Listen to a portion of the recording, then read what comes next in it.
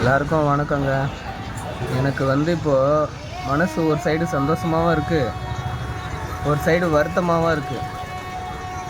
வருத்தத்துக்கு காரணம் என்னன்னு பார்த்தா, ஸ்ரீ அப்படின்னு ஒரு நடிகர் நல்லா நடிச்சிட்டு இருந்தார். நல்ல திறமையான ஆள்.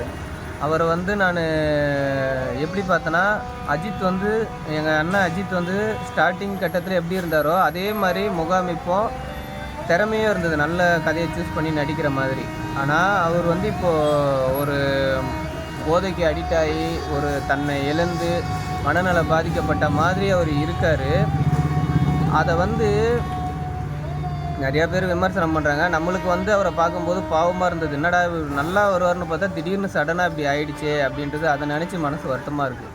அதே சமயம் சந்தோஷம் என்னன்னு பார்க்க போனால், அவர் இந்த மாதிரி ஆயிட்டாருன்னு பல பேர் தன்னுடைய வருத்தத்தை தெரிவிச்சுட்டே இருக்காங்க, மனம் தாங்க முடியாமல். அப்போ எவ்வளவு நல்லவங்க நம்மளை சுற்றி இருக்காங்க பாருங்கள், அவ்வளோ நல்லவங்க இருக்காங்க. ஆனால் நம்மலாம் வருத்தப்பட்டு அதில் எதுவுமே ஆக போகிறது கிடையாது.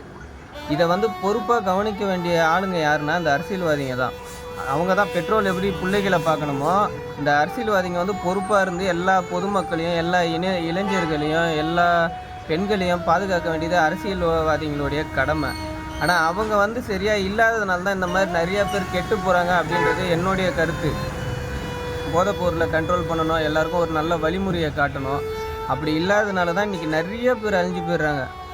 அதாவது நம்ம ஒரு ஸ்ரீ தான் இன்றைக்கி நல்லா வளர்ந்து வர வேண்டிய ஒருத்தர் தான் நம்மளை விட்டு இழந்து போயிட்டாரு அப்படின்னு நம்ம நினைக்கிறோம். நம்ம பக்கத்துலேயே நம்ம ஃப்ரெண்ட்ஸாக இருந்தவங்க, நம்ம சொந்தக்காரங்க எவ்வளோ பேர். அவங்கெல்லாம் உதாரணத்துக்கு பார்க்க போனால் ஒரு அன்னை தெரசா, சேக்குவாரா, ஒரு அப்துல் கலாமு, காமராஜர், சேக்குவாரா, பகவத்சிங்கு, விவேகானந்தர், எவ்வளவோ பெரிய ஆளுங்கள்லாம் இருக்காங்க. காமராஜர், இந்த மாதிரிலாம் இந்த இளைய தலைமுறை தான் வளர்ந்து அந்த மாதிரி பெரிய ஆளாக வருது. அவங்களாம் சின்ன சின்ன வயசுலேயே அந்த மாதிரி அழிஞ்சு போயிட்டாங்கன்னா அப்புறம் யார் வளர்ந்து வர்றது? எல்லாருமே குடி போதன்ட்டு போயிடுறாங்க. அதனால் இந்த தமிழ்நாட்டு அரசு தான், அது நான் இந்த கட்சி அந்த கட்சின்னு குறிப்பிடல, எல்லாரையும் சேர்த்து தான் சொல்கிறேன். அவங்க தான் நல்ல திட்டங்களையும் நல்ல வழிமுறையை எடுத்துகிட்டு இந்த சமுதாயத்தை வழிநடத்தி கொண்டு போகணும். தன்னுடைய குடும்பத்தை மட்டுமே பார்க்கக்கூடாது. எல்லாருமே நல்லா இருந்தால் தான் குடும்பம் நல்லாயிருக்கும். உங்கள் குடும்பம் மட்டும் நல்லா இருந்ததுன்னா சமுதாயம் அழிஞ்சு போயிடும். சமுதாயம் அழிஞ்சு போனால் உங்கள் குடும்பமும் அழிஞ்சு போயிடும். இதை கருத்தில் கொண்டு எல்லா அரசியல்வாதியும் ஒரு விழிப்புணர்வாக இந்த ஸ்ரீயை ஒரு முன்னுதாரணமாக எடுத்து விழிப்புணர்வாக பண்ணுங்கள். ஒரு கோரிக்கையாக சொல்கிறேன், எல்லாத்தையுமே வழி நடந்து பண்ணுங்கள். Okay, thanks.